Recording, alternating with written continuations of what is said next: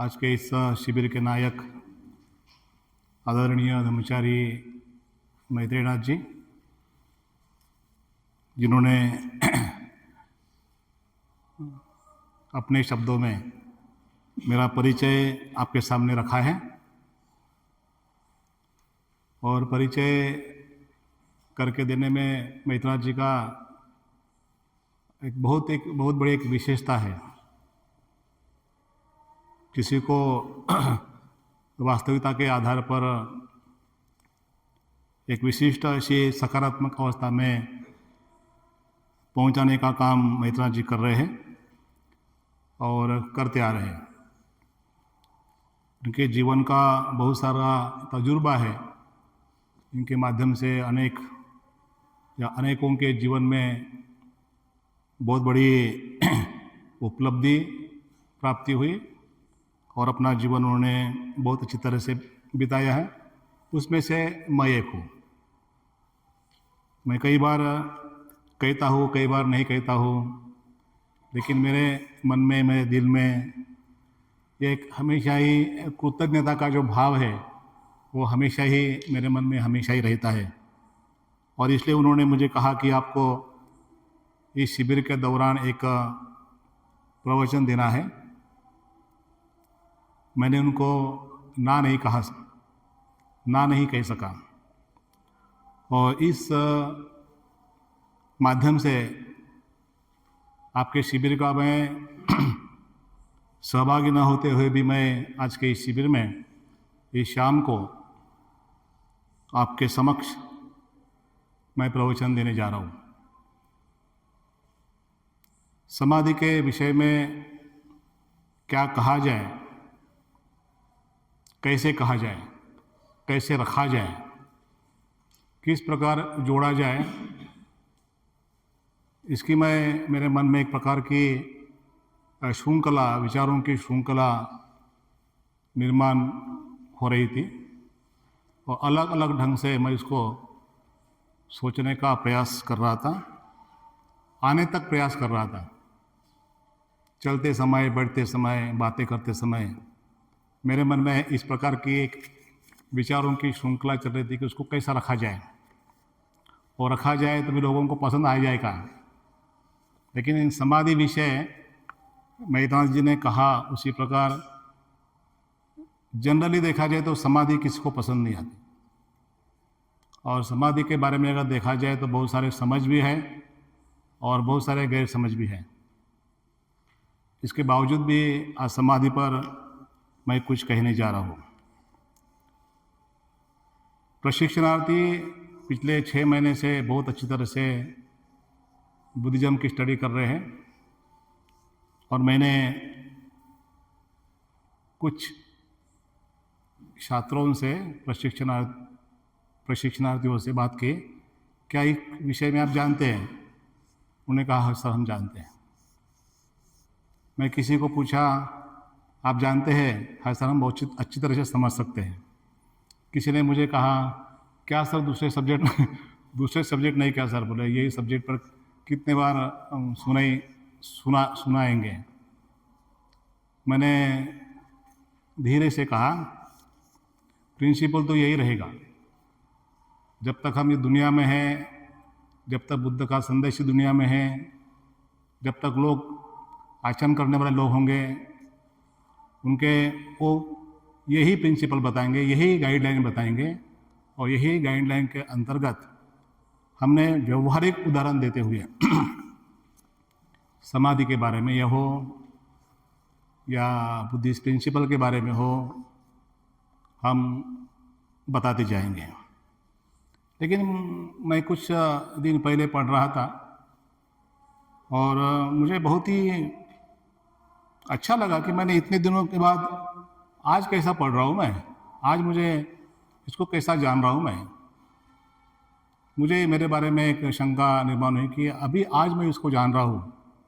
भले अलग अलग माध्यमों से मैं सीखा हो, लेकिन पढ़ा हो, लेकिन प्रत्यक्ष भंते को मैंने कुछ दिन पहले मैंने इस एक विषय को पढ़ा और विषय को पढ़ने के बाद मुझे ऐसा लगा कि इस विषय से कुछ बातें लिया जाए एक प्रास्ताविक के तौर पर, और इस प्रास्ताविक के तौर पर लेकर मैं आपको समाधि के गहराई में लेकर जाऊं, समाधि के समुंदर में लेके जाऊं, ताकि हमारी समाधि नहीं रह जाएंगी, एक समाधि का हम अविभाज्य अंग बनेंगे। तो शुरुआत करता हूं मैं भाई और बहनों। बहुत अच्छा लग रहा आज आपके सामने, युवाओं के सामने, युवतियों के सामने, आपके सभी समक्ष कुछ चंद शब्द रखने का मुझे एक मौका मिला, मुझे एक संधि मिली, और यही संधि है धर्म बताने की संधि। धर्म किसी को भी बताने की संधि नहीं मिलती, मौका नहीं मिलता। धर्म जब जब भी बताने का मौका मिलता है, धर्म से लोग जुड़ते हैं, धर्म से लोग अपने जीवन में बदल करते हैं, धर्म से लोग अपने जीवन में बहुत सारा परिवर्तन करते हैं, और धर्म से लोग कनिष्ठ उत्क्रांति से उच्च उत्क्रांति को जाते हैं। तो सोचते सोचते मेरे मन में इस प्रकार की बात निर्माण हुई कि मनुष्य का जो अगर जीवन देखा जाए तो मूलभूत आवश्यकता से प्रारंभ होता है, और मूलभूत जो आवश्यकता होती है, मूलभूत जो गरज होती है, उसमें 3 बातें बहुत ही महत्वपूर्ण हैं। वो है रोटी, कपड़ा और मकान। ये 3 बातों को हम जरूर कई वर्षों से, जब से मुझे समझ आई तो आज तक ये 3 बातों को हम जरूर इस्तेमाल करते हैं कि मनुष्य को, अगर मनुष्य जैसे अगर जीवन जीना है, या सर्वसाधारण मनुष्य भी अगर जीवन जीना है, तो उसको रोटी की, कपड़े की और मकान की आवश्यकता होती है। और इसलिए हर मनुष्य, हर कोई भूख मिटाने के लिए हमेशा अपने जीवन में दौड़ता रहता है, हमेशा दौड़ते रहता है। चाहे आप भी हो, मैं भी हो, सब कुछ हो, दिन हमें रोटी नहीं मिलेगी, भोजन नहीं मिलेगा, तब हमारी स्थिति कैसी होगी। इसी प्रकार हर कोई भूख मिटाने के लिए दौड़ता रहता है, क्योंकि भोजन के बिना जीवन संभव नहीं।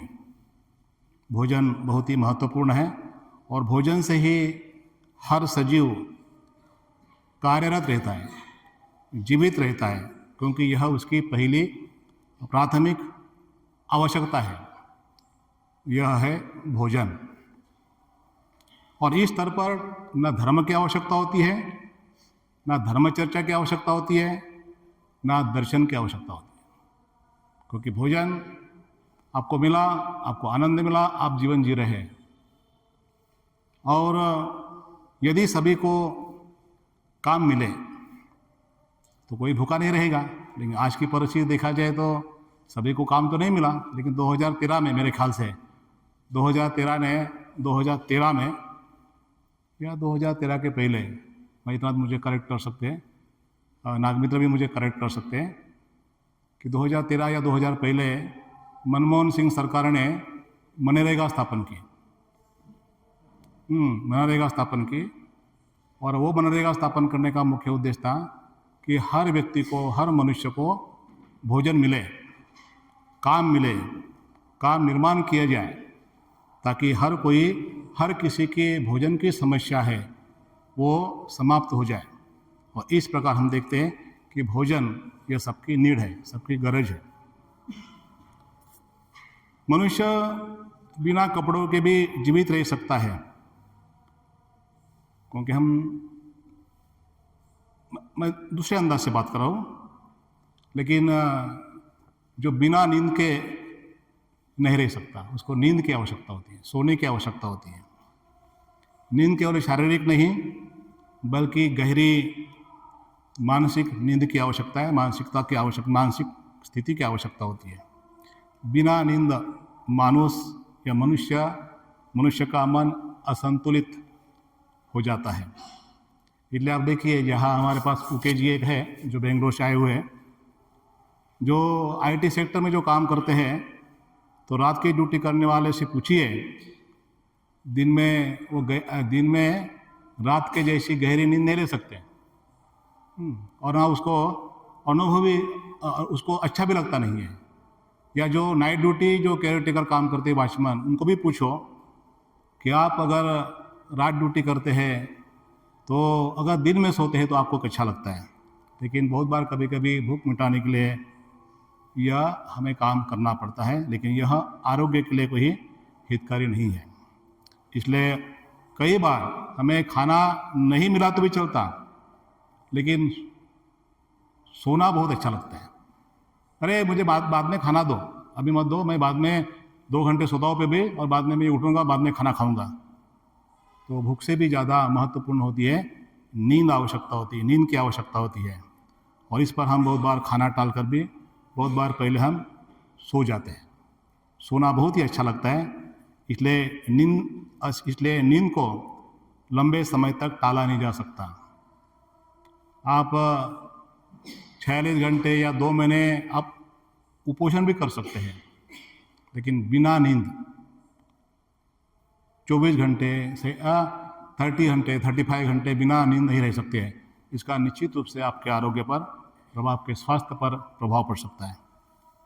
इसलिए उसके बाद हम देखते हैं कि ये सब कुछ होने के पश्चात हमें कपड़ा भी मिला, रोटी भी मिली, हमने नींद भी मिला। नींद का अर्थ है मकान, और जहाँ मकान अगर मिलता है तो आप अच्छी तरह से सुरक्षितता के साथ आप सो सकते हैं। उसके बाद ठंडी से बचने के लिए, गर्मी से बचने के लिए, धूप से बचाव करने के लिए कपड़े की खोजिए, और इस सुरक्षा के लिए मकान बने और हम अच्छी तरह से नींद ले सके, अच्छी तरह से हम सुख सुविधा से रह सके। लेकिन आज यह प्रश्न है कि ये सभी सुख सुविधा होने के बावजूद भी यदि एक सुंदर मकान निर्माण होने के बावजूद भी, या बड़े बड़े इमारत, बहुत बड़े बड़े मंजिले निर्माण होने के बावजूद भी आज हम देखे जा सकते हैं कि 8 घंटे की चैन की नींद लोगों को नहीं आती। लोग अस्वस्थ रहते हैं, लोग बेचैनी हो जाते हैं। सभी सुख सुविधा होने के बावजूद भी लोग अच्छी तरह से नींद नहीं ले पाते। ऐसे मकानों का क्या उपयोग? जिस मकान में जिस सुख साधन के लिए, सुख समाधान के लिए जिस मकान को बनाए, लेकिन वो मकान में ही हम अगर अच्छी तरह से नहीं सो सकते तो वो मकान किस काम का? तो इस प्रकार भंते जी आगे कहते, भंते संरक्षित जी, भंते संरक्षित की किताब से ही मैंने वो उनकी से ही लिया मैंने।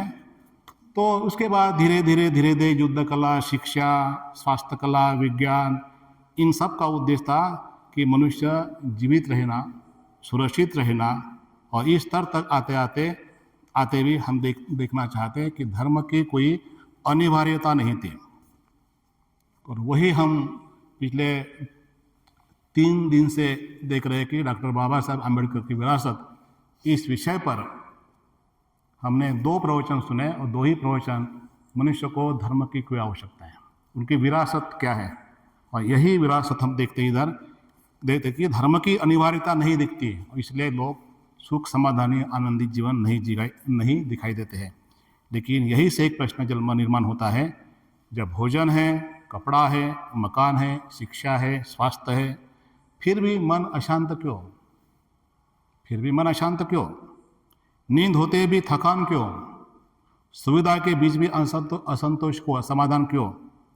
यही मनुष्य की यात्रा केवल जीवित रहने से आगे सचेत, संतुलित और मुक्त जीवन की ओर मुड़ती है।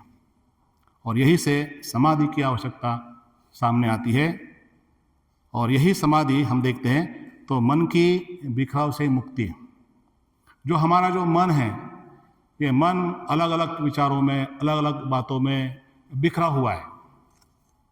आप यहाँ बैठे सुन रहे हैं, मैं भी बोल रहा हूँ, उसके बावजूद में मेरा मन अन्य जगह भी दौड़ रहा है।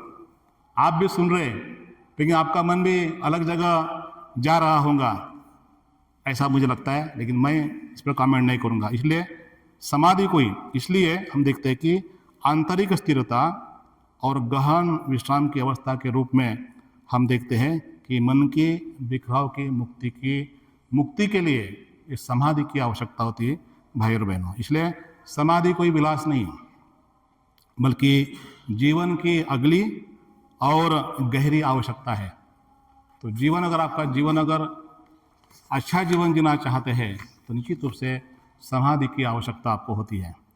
तो दूसरा मेरा सवाल है कि समाधि क्या है या समाधि क्या नहीं है? समाधि किसको कहेंगे कि समाधि नहीं है? बहुत बार लोगों को कभी कभी गैर समझ होते हैं, संभ्रम उनके मन में निर्माण हो जाता है। और इसलिए भंते संघर्ष जी सबसे पहले एक भ्रम को तोड़ देते हैं, आपके संभ्रमता को तोड़ देते हैं।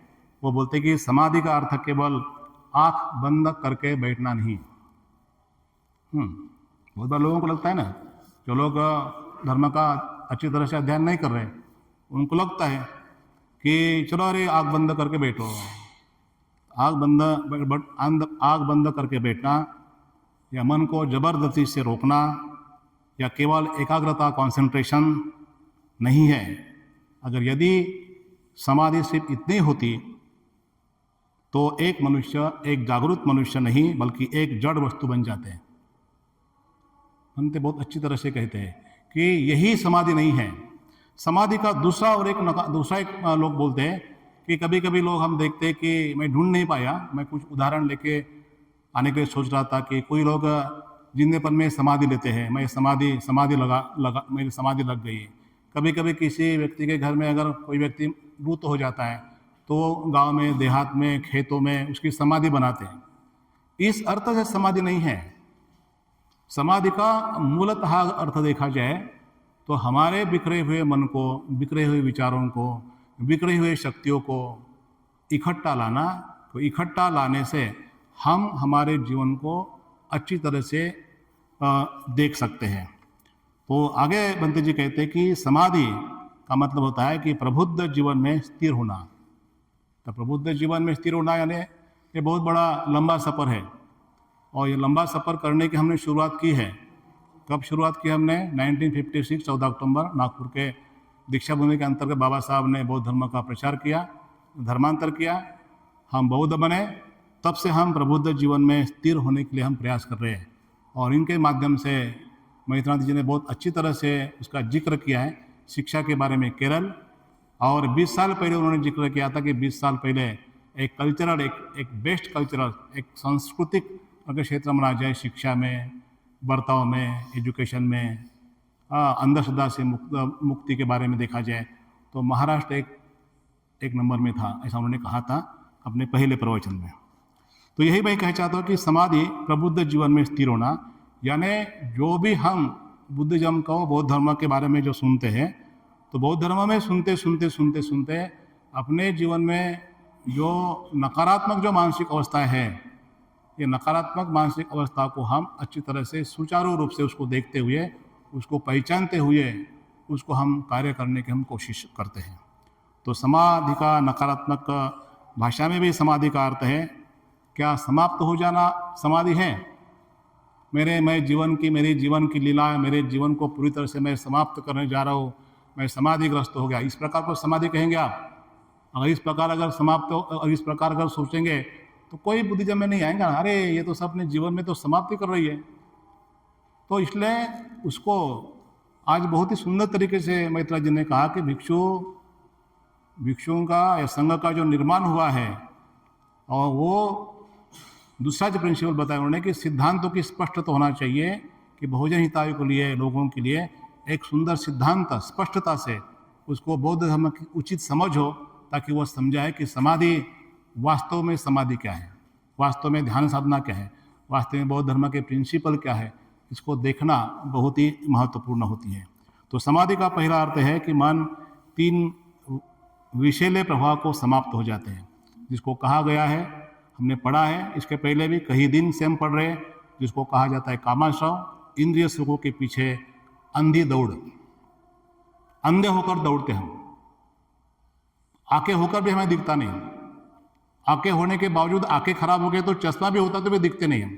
इस प्रकार हम मानसिक रूप से, शारीरिक रूप से हम क्या करते हैं, दौड़ते रहते हैं, जैसे कि अंधे जैसे, और हम अपने जीवन में दौड़ते रहते हैं। दूसरा जो भाग है वह है भवाश्रव, किसी प्रकार के कुछ बन जाने की बेचैनी। हमेशा मनुष्य ये चाहता है कि मैं कुछ बनूं, मैं कुछ बना रहूं, अपनी चाहत को बनाए रखना हमेशा। ये उनकी जो श्रृंखला है, उनकी ये जो चलने वाली जो प्रोसेस है, प्रक्रिया है, वो हमेशा चलते रहती कि मैं कुछ बनूं, मैं कुछ करूं, मैं जीवित रहूं, मैं ये करूं। इस प्रकार नाना तरह की जो बातें हैं, आदमी हमेशा बनने की चाह रखता है, और वो चाहत के लिए वो हमेशा आदमी बेचैन हो जाता है। जब बेचैनी हो जाता है तो आदमी अच्छी तरह से प्राप्त नहीं कर सकता। और तीसरी जो बात है, अविद्याश्रव, सत्य को न देखने की आदत, अपना आंतरिक अज्ञान। अविद्याश्रव में हम सत्य को सही ढंग से न देखने की आदत हो जाती है, इसको ही कहा गया अज्ञान कहा गया। तो अगर व्यावहारिक अर्थ से देखा जाए तो हर चीज़ से चिपकना कम हो जाता है। मुझे यही चाहिए, यह दबाव पूरी तरह से ढीला हो जाता है, और मन हल्का, स्वच्छ और शांत होने लगता है। और इसका जो परिणाम अगर देखा जाए, तो व्यावहारिक अगर परिणाम देखा जाए अपने जीवन में, तो हमारा द्वेष कम होता है, करुणा स्वाभाविक बनती है, और भीतर गहरी शांति पैदा होती है, निर्माण होती है। इस प्रकार हम देखते हैं। तो प्रिय मित्र हो, भाई और बहनों,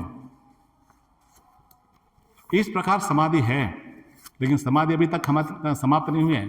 बहुत सारी बातें मैं आपको आज के आपके उपलक्ष्य पर बताने की जरूर कोशिश करूंगा। हाँ, देखिए, समय का ध्यान लेकर आज हम जिस विषय पर चिंतन करने जा रहे हैं वह है समाधि।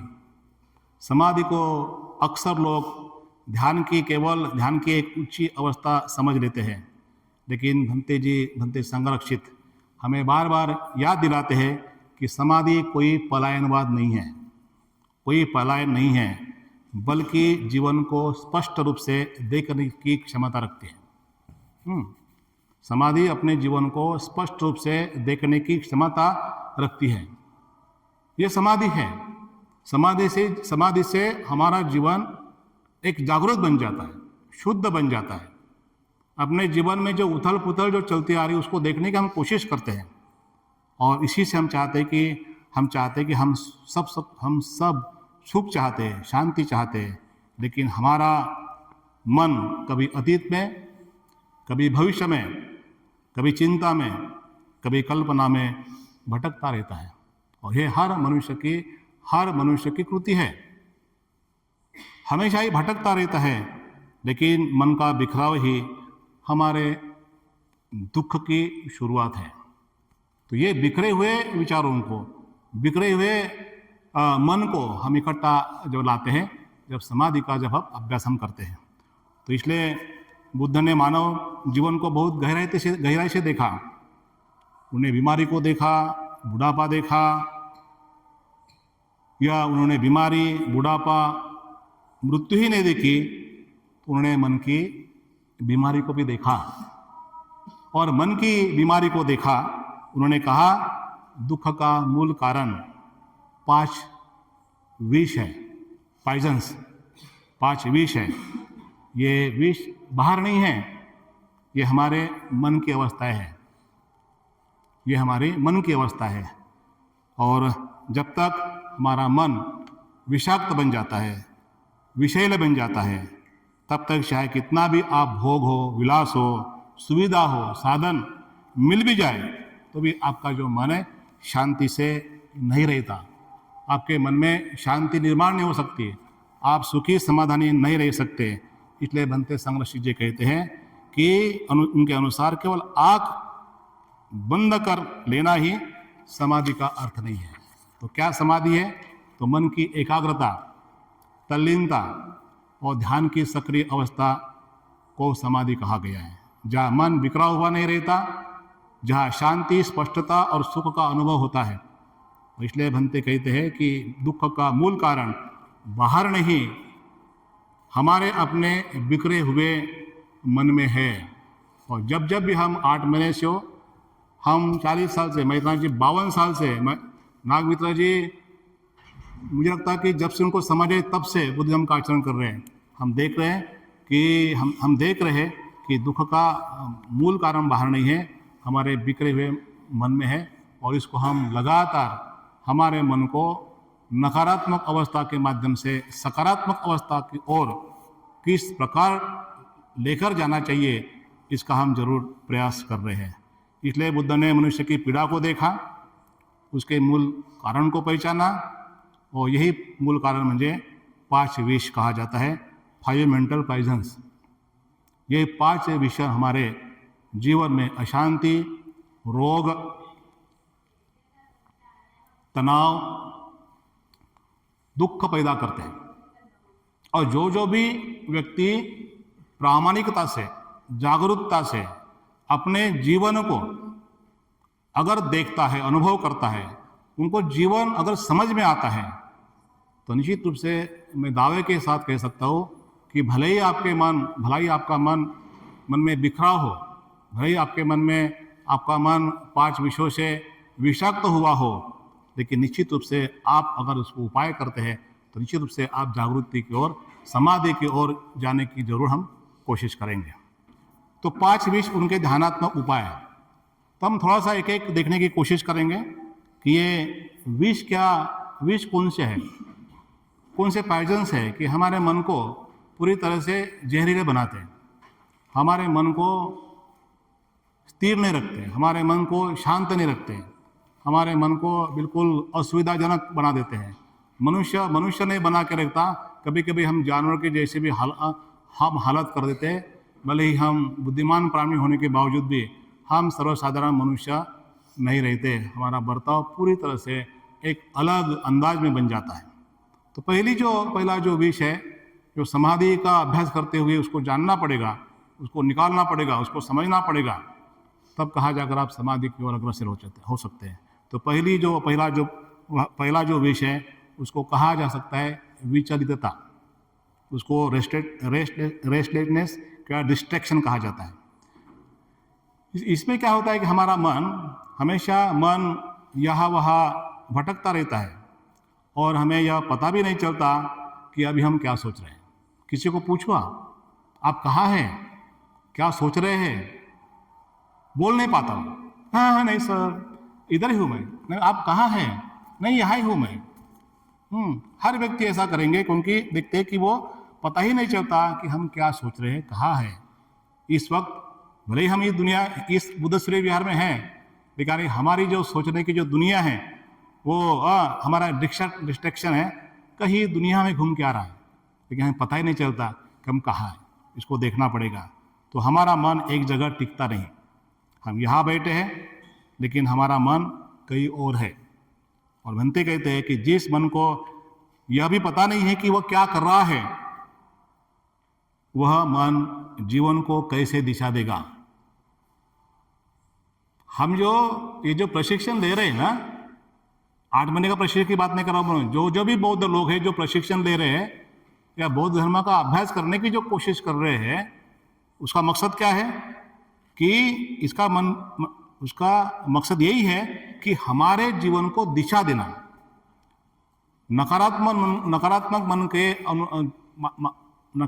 बगैर हम नकारात्मक तो देखते हुए हम सकारात्मक दिशा की ओर जाना, यह हम करने जा रहे हैं। इसलिए जिस मन को यह पता नहीं वह क्या कर रहा है, वह मन जीवन को किस प्रकार दिशा देगा। तो मनुष्य बनाने की कार्यशाला त्रिरत्न बौद्ध महासंघ है। मुझे अभी भी याद आ रहा 1991 जब मैत्रनाथ, आप भी थे नागमित्र, जब हम सिद्धार्थ नगर जा रहे थे दापोड़ी में, तो मैत्रनाथ एक प्रवचन दे रहे थे। हाँ याद है मैत्रनाथ कि यही ऐसे कोई स्कूल नहीं है कि जिसको मनुष्य जैसे निर्माण किया जाता है। तो मनुष्य की कार्यशाला यह त्रिरत्न बौद्ध महासंघ निर्माण कर रहा, ताकि आपको समझ में आ रहा है कि यह मन जीवन को दिशा दे सके। और इसलिए हमारी समस्या है कि हम जागरूकता नहीं रहती, सही दिशा नहीं होती। इसलिए उपाय के तौर पर हम देखते हैं कि आनापानसति ध्यान साधना करते हैं, कभी कभी हम वॉकिंग मेडिटेशन भी करते हैं, और बिखरे मन इकट्ठा करना ही समाधि की पहली सीढ़ी है। आनापानसति, श्वास को जानना, जब मन भटके तब शांति से वापस लाने की हम कोशिश आनापानसति ध्यान साधना के माध्यम से हम करते आ रहे हैं। ये कोई संघर्ष नहीं है, ये कोई संघर्ष नहीं है। अरे आ जाओ, अरे आ जाओ, बहुत ही सुंदर तरीके से क्या कहते हैं, संघर्ष नहीं, वो शांति से उसको हम क्या कहते हैं उसको लाते हैं, बहुत मित्रता से अपने मन को लौटाते हैं। और यही समाधि की पहली सीढ़ी है। तो मन को लौटाना, प्यार से बोलिए आइए, तो आइए। हाँ, तो हम कब पहचानेंगे कि जब हम आनापानसति ध्यान साधना करेंगे, हाँ, मन को ढूंढेंगे, प्रयास करेंगे, तब निश्चित रूप से हम जान सकते हैं। दूसरा जो विषय है वो है व्यापाद, जिसको कहा जाता है द्वेष, क्रोध, ईर्ष्या। और यह इसके बारे में बहुत कुछ कहा जा सकता है।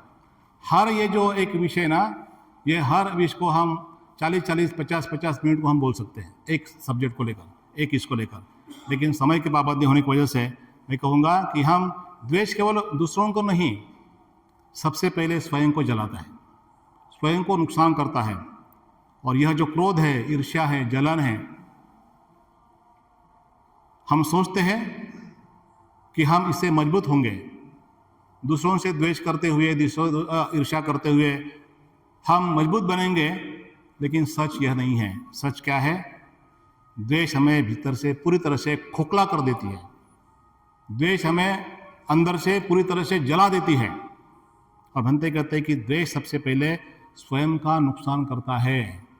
और जो व्यक्ति द्वेषी होता है, व्यक्ति द्वेष में अपने आप को भी मिटा देता है, खत्म कर देता है। देखो, द्वेष लोग कभी कभी आत्महत्या करते हैं, द्वेष लोग कभी कभी अपना सर फोड़ देते हैं, द्वेष लोग अपने कभी कभी हाथ है नहीं है दीवार पर मार देते हैं।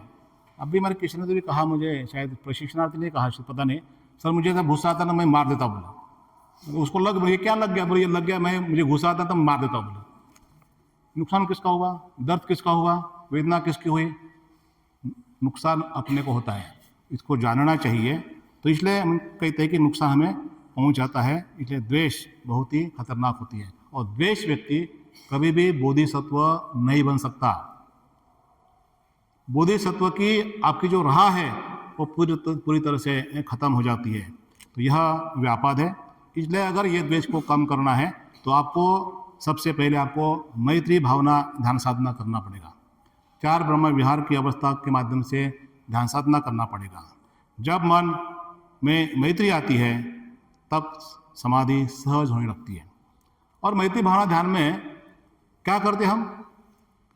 स्वयं के बारे में ध्यान साधना करते हैं ना। मैं इसको ध्यान साधना नहीं पढ़ने जा रहा हूँ मैं, लेकिन जब हम स्वयं के बारे में ध्यान साधना, स्वयं के बारे में जब मैत्री विकसित करते हैं, जब हम दूसरे पारी से लेकर तो 5वें पारी तक हम चाहते हैं कि जैसा मैं सुखी हो, जैसे मुझे इच्छा आकांक्षा है, मैं बनना चाहता हूँ, अच्छा तो जो भी व्यक्ति है उसको भी वैसे ही है, उसका भी विकास हो। इस प्रकार का एक मैत्री का भाव हमारे मन में निर्माण हो जाता है तो द्वेष धीरे धीरे खत्म हो जाएंगे कि नहीं? हाँ, वो भी मेरे जैसे व्यक्ति है। इस प्रकार का भाव होने से निश्चित रूप से यहाँ द्वेष कम हो जाता है। इसलिए उसके जो लक्षण हैं, गुस्सा, तिरस्कार, मन में गांठ बांध देना, मैं तुझे देख लूँगा, प्रतिस्पर्धा, कटुता, तू 8 महीने के बाद दिख, मैं तुझे दिखाऊंगा। हाँ, टीवी में देखता हूँ ना, ऐसे मारते एक दूसरे को। हाँ, क्या गुस्सा है, क्या द्वेष है, कहाँ मारते, थोबाड़ फोड़ देते, नाक फोड़ देते। और मुझे लगता है कि कितना मनुष्य को मनुष्य जैसे नहीं देख पाते, एक प्राणी की अवस्था इस प्रकार हमें दिखाई देता है। तो इस प्रकार अगर हमारा इस प्रकार अगर गुस्सेला स्वभाव, द्वेषपूर्ण स्वभाव और ईर्ष्या वाला स्वभाव होगा, क्या हम अच्छे व्यक्ति बन पाएंगे? निश्चित रूप से नहीं। इसलिए यह है व्यापाद, जिसको कहा जाता है द्वेष, क्रोध, ईर्ष्या। तीसरा जो लक्षण बताया गया, तीसरा जो बीज बताया गया वो है मान, अहंकार। हमेशा ही इसमें क्या होता है, मनुष्य क्या करता है, हम सब लोग, मैं सबकी बात कर रहा हूँ, मुझे पकड़ कर, हम हमेशा ही अगर जागरूक नहीं रहना, मैं श्रेष्ठ हूँ, मैं केंद्र हूँ, यह हमेशा तुलना करते रहते हैं और यही तुलना का रोग हमें लगता है। यह रोग है, बीमारी है, ये मानसिक बीमारी है। चलते फिरते उठते बैठते मैं हूँ मैं हूँ मैं हूँ, मैं केंद्र हूँ, मैं श्रेष्ठ हूँ, मैं निर्माता हूँ, मैं सब कुछ हूँ। सब कुछ है तो प्रतीत समुत्पाद का जो प्रिंसिपल है वो बुद्ध ने जो बताया वो कोई काम का नहीं रहेगा।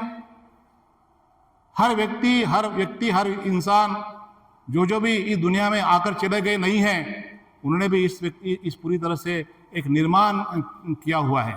लेकिन क्या बोलते हैं? मैं हूं ना, आप चिंता मत करो, मैं हूं ना, सब कुछ मैं कर दूंगा। इस प्रकार का अहंकार हमेशा होता है कि मैं श्रेष्ठ हूं, मैं केंद्र हूं। यह तुलना का रोग है और मैं बेहतर हूं, औरों से बेहतर हूं, मैं कोई कम नहीं हूं।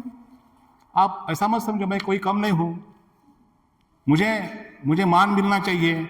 यह निरंतर आदमी का मन हमेशा तुलना करता रहता है और तुलना करते करते उसको रोग जड़ता है,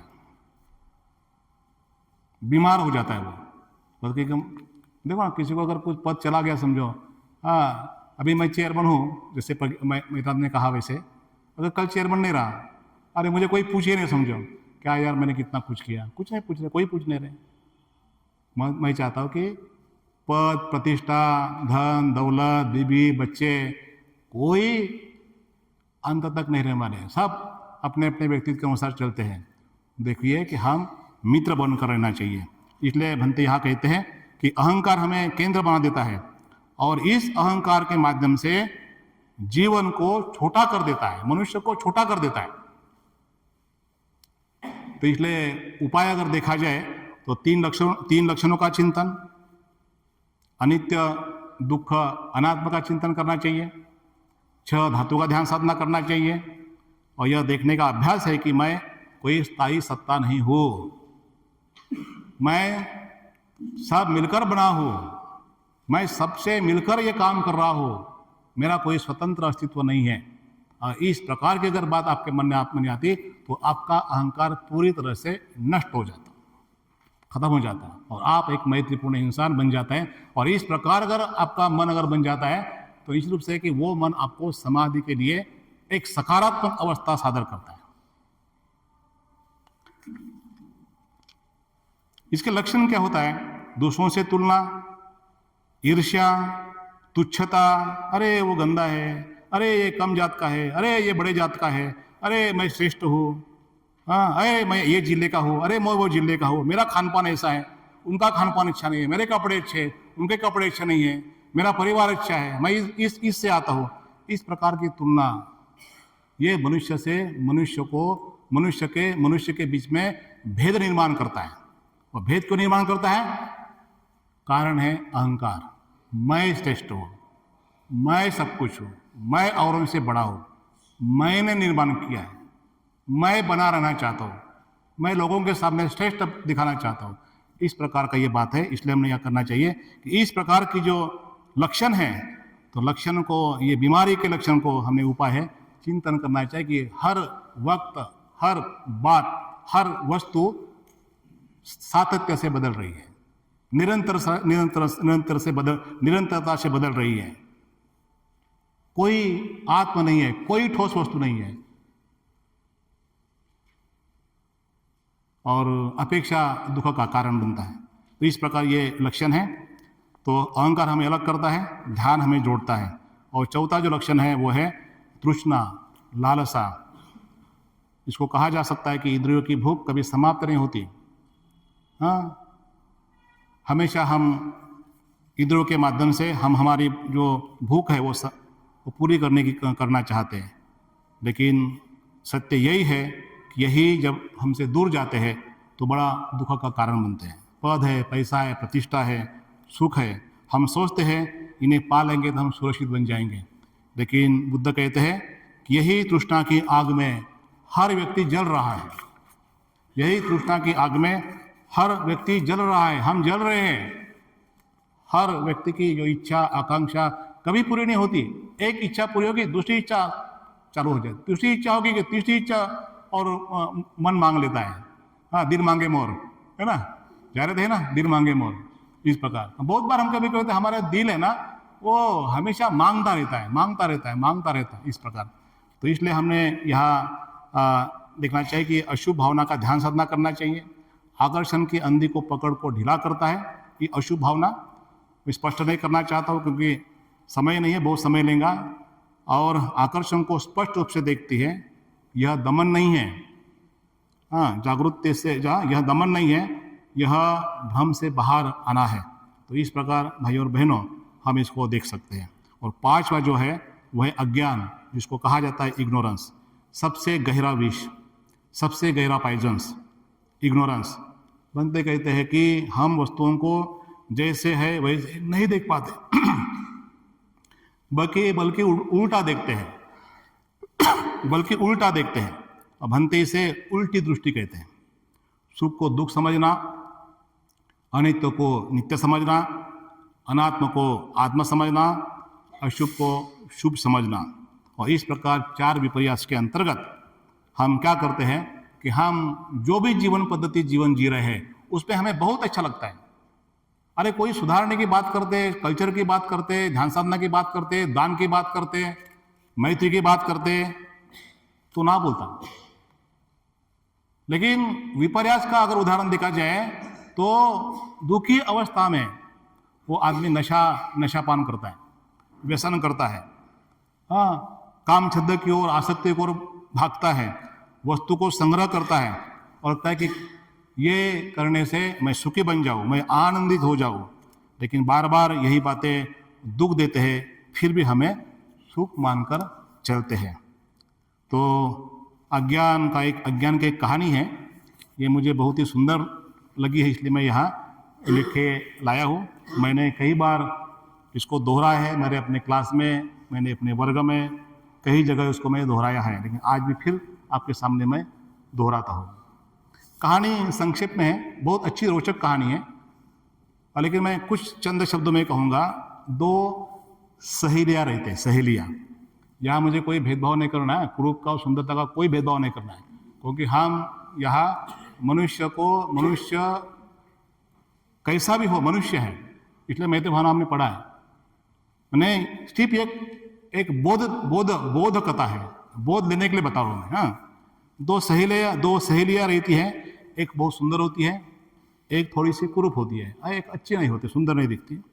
लेकिन कुरूप सहेली को ऐसा मन में विचार आता है कि मैं कैसी सुंदर बनूं, है ना। तो एक दिन क्या होता है कि ये दोनों एक जगह एक साथ कभी एक नदी के किनारे में नहाने चले जाते हैं, और दोनों अंदर चले जाते हैं, और ये जो उनके सुंदर कपड़े हैं, वो सुंदर जो सहेली है उसके सुंदर कपड़े वो नदी के किनारे रखते हैं, वो नहाते हैं। तो ये जो कुरूप जो लड़की होती है, हाँ, वो जल्दी बाहर आ जाती है और सुंदर जो लड़की है उसके कपड़े पहनकर चले जाती है, और यह सोचकर कि कपड़ों से सुंदर बन जाऊं, कपड़ों से सुंदर यही बन जाऊं। और यही भाई और बहनों हम हमारे जीवन में करते हैं कि वस्तुओं को अपनाकर, धनों को अपनाकर, हाँ, गाड़ी बंगला ये सुविधा के लिए बहुत अच्छा है, लेकिन जागृति या संग्रह जो वस्तु है वो हम इकट्ठा करते हैं, और हम कुरूपता को, जो अनित्यता को सुंदर मान लेते हैं।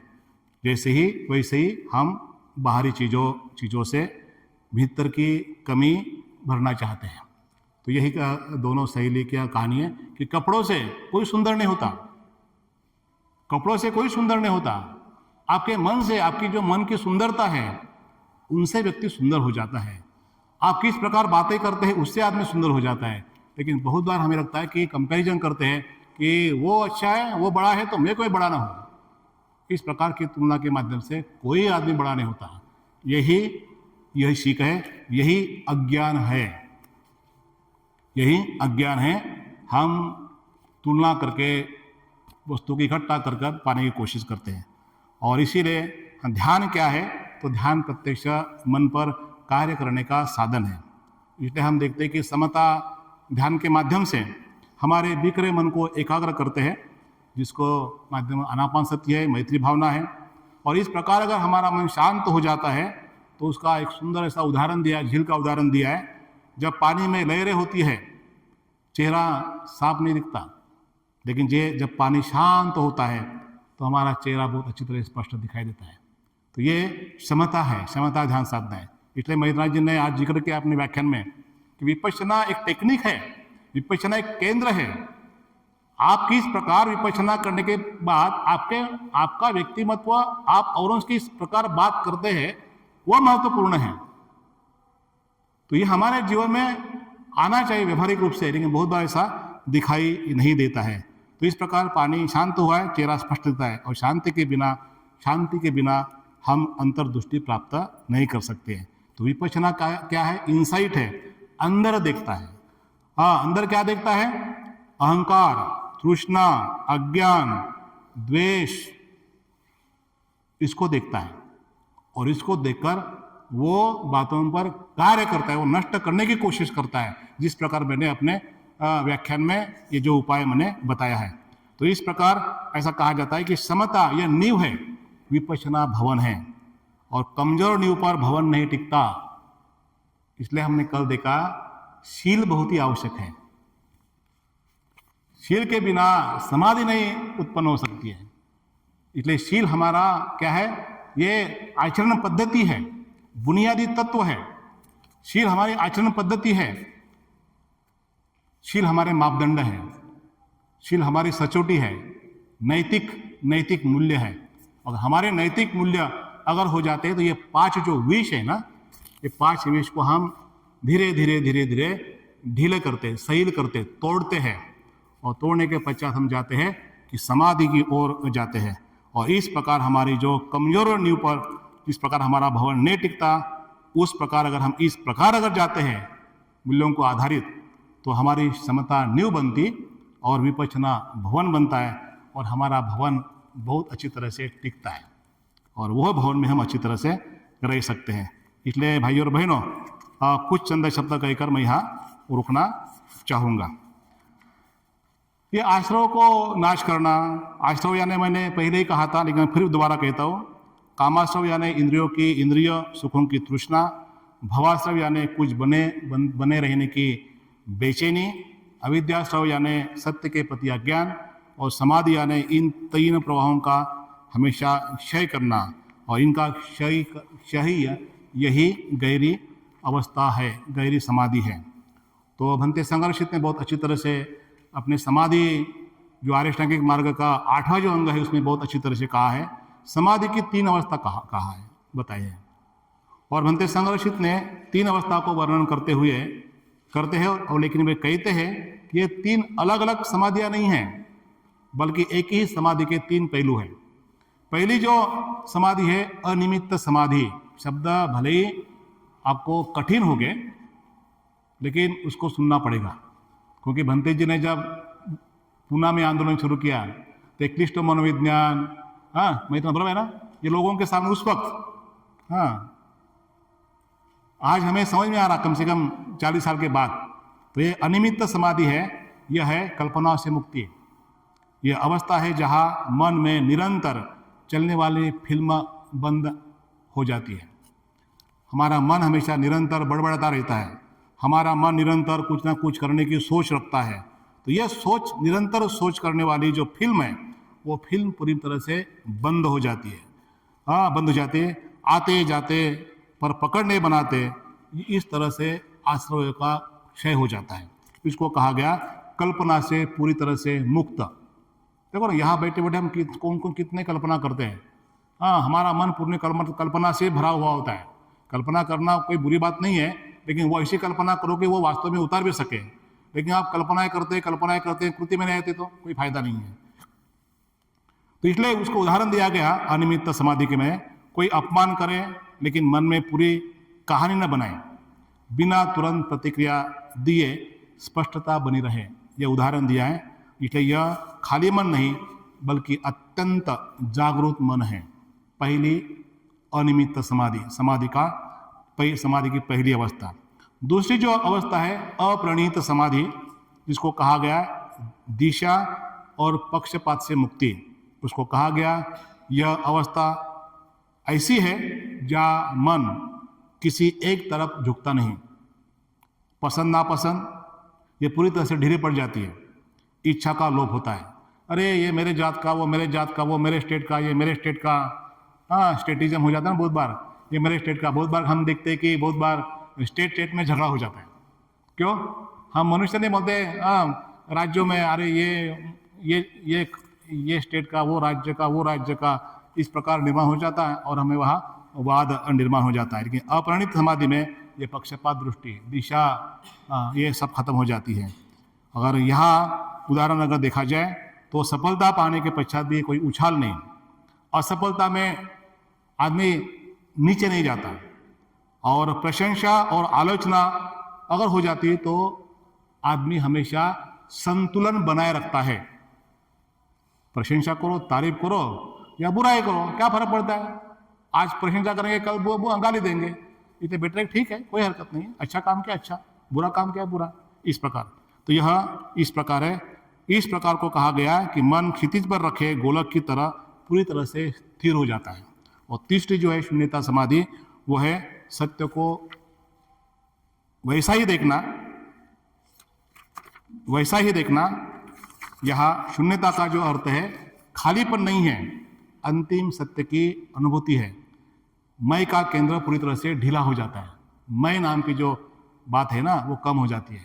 इसलिए ध्यान साधना करना ये बहुत ही महत्वपूर्ण है। हर वस्तु, हर व्यक्ति, हर अनुभव अलग अलग दिखता है, लेकिन जब आप गहराई में जाते हैं तब एक ही सत्य से जुड़े होते हैं, एक ही सत्य से जुड़े होता है। और जब करुणा का बल जागता है तो आपका अहंकार का गोला तो पूरी तरह से टूटता है। इसलिए रूपक दिया है बंते जी ने, समाधि यह दीपक है और प्रज्ञा उसका प्रकाश है। यदि दीपक है लेकिन प्रकाश नहीं तो बेकार की बात है। अगर यदि प्रकाश है लेकिन दीपक नहीं तो वह असंभव है। इसलिए दोनों भी बातें बहुत महत्वपूर्ण है। शील के बिना समाधि नहीं हो सकती, समाधि के बगैर प्रज्ञा के तरफ नहीं जा सकते। इसलिए शील, समाधि, प्रज्ञा पूरे त्रिपिटक में नागमित्र हमेशा कहते हैं कि कोई भी शिक्षा उठा लो त्रिपिटक की 55 खंडों में जो है, कोई भी शिक्षा उठा लो, पूरी शिक्षा का जिष्ट है शील, समाधि, प्रज्ञा, इसके अंतर्गत वर्गीकृत किया गया है। तो यही भाइयों और बहनों मैं ये कहना चाहता हूँ कि समाधि कोई रहस्यमय अवस्था नहीं है, यह मन की स्वाभाविक शांति है। शील, समाधि, प्रज्ञा यही बुद्ध का मार्ग है। जब मन शांत होता है तो वह सत्य को जैसा है वैसा देखता है। और इस प्रकार हम देखने की कोशिश करते हैं तो हम समाधि की ओर हम निश्चित रूप से अग्रसर होंगे। तो भाई और बहनों, मैं यही चाहता हूँ कि आप समाधि को गलत अर्थ से मत लो कि अरे देखेंगे बाद में, हमारे पास बहुत समय है। समाधि जब से आपको समझ आती है तब से आप समाधि के माध्यम से धीरे धीरे अपने मन को, मन में आने वाली बाधा को, मन में उत्पन्न होने वाली नकारात्मक विचारों को आप उसको देखो, उसको पहचानो, और उसको पहचानने के बाद उसको उपाय करो। मैत्री भावना, आनापानसति, 6 धातु, अशुभ भावना, ये सब अगर साधना के माध्यम से करते हैं तो निश्चित रूप से आपका मन बिखरा हुआ है, नकारात्मक हुआ है, तो भी नकारात्मक के मन को सकारात्मक की दिशा देकर आप अपने जीवन को सही मानव जीवन निर्माण कर सकते हैं। यही शब्द कहते हुए अंत में ब्रह्मचारी मैत्रेय जी ने मुझे इस विषय पर बोलने का मौका दिया। बहुत सुंदर तरीके से मेरे बारे में कुछ शब्द रखे, इसलिए मैं उनके शब्दों से मैं मेरे प्रवचन को सुचारू रूप से रखने की एक प्रेरणा मिली, और आप लोगों ने बहुत शांतता से सुना है, तो इसलिए आपका धन्यवाद मानते हुए मेरे ये प्रवचन को मैं यहाँ पूर्ण विराम देता हूँ। जय भीम, नमो बुद्धाय।